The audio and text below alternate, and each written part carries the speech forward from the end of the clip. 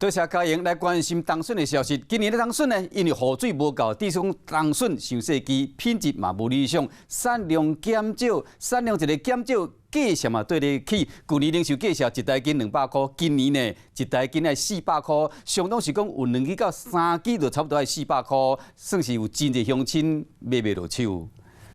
冬笋切得一片一片，放入去汤内底，佮加芡放过香菇、柳鱼、含青的干贝，烧好好的排骨冬笋汤，地当芳上桌。寒天啉一碗烧汤，互规身躯烧热。不过今年的冬笋大欠火。今年的冬笋量非常的少。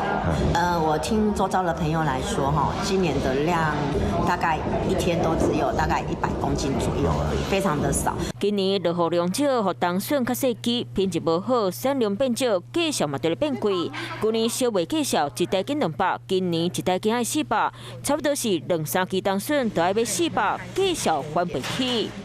气候不稳定，然后就是常年缺水，所以说今年的笋子长得很少很少。80几岁的老人家，他们都有说，他们从来没有碰过这么少笋子。 最近的交易量，常在敢有100-200公斤，甚至出现一天交易量无到20公斤的低纪录，嘛是5年以来收成上歹一年。